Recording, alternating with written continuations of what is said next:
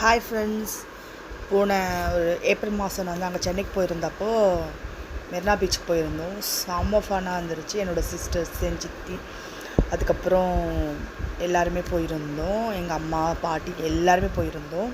So செம்ம fun. தண்ணியில் நிற்கிறப்ப video எடுக்கலாம்னா சும்மா ரொம்ப பயந்துட்டாளுங்க பசங்க.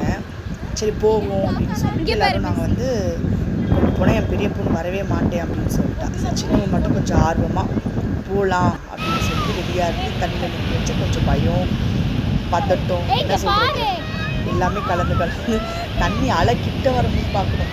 அப்படியே பயந்து அப்புறம் பெரியவளை கூப்பிட்டு வந்து சரி கொஞ்சம் வேலை தண்ணி அடிக்க வைப்போம்னா அவள் சுத்தம் அணைஞ்சோட பயந்துட்டு ஓடிட்டா.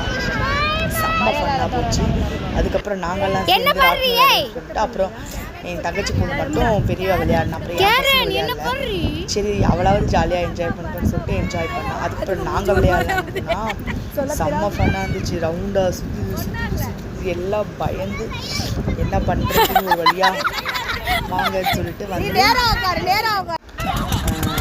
அப்படியே செம்ம அலறி போகுது, வலிக்கிட்டே போகுது. என் தங்கச்சி வேற கத்துன்னு இறக்கிடுங்கண்ணே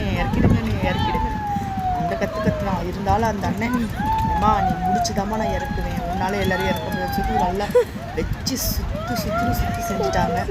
அப்புறம் ஒரு வழியாக இறங்கியாச்சு. என் சின்ன பொண்ணு உட்கார வச்சு காரில் விளையாட வைக்கணும் பார்த்தா அவள் அதுக்கு மேலே வைக்கிறோம். அப்புறம் செம்மால இறங்கிட்டாங்க. நல்லா தான் ஒரு 2 ரவுண்டு நல்லா சுற்றி இருப்போம். அப்புறம் பார்த்தீங்கன்னா வேண்டாம் அப்படின்னு சொல்லிட்டு அப்புறம் கொஞ்ச நேரம் நம்ம சுத்த வைக்கலான்னு பார்த்தா முடியலை. சரி வேண்டாம் அப்படின்னு சொல்லிட்டு நாங்கள் இறக்கிட்டு கொஞ்சம் நேரம் அப்படியே ஃபோட்டோஸ்லாம் எடுத்துட்டு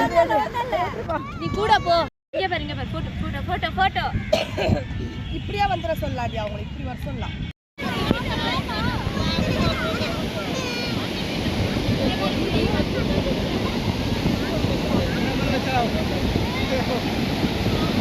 ஆனால் அன்றைக்கி அலை பார்த்திங்கன்னா ஒரு மாதிரி ரொம்ப அலைலாம் இல்லை, ஆனால் நுரையாக வந்துடுச்சு. அன்றைக்கி எங்களுக்கே என்ன இது அப்படின்னு சொல்லிட்டு அங்கேருந்து வரும்போது கொஞ்சம் நல்லா இருந்த அப்புறம் கிட்டக்க வரும்போது இந்த நுரையாக இருந்துச்சு.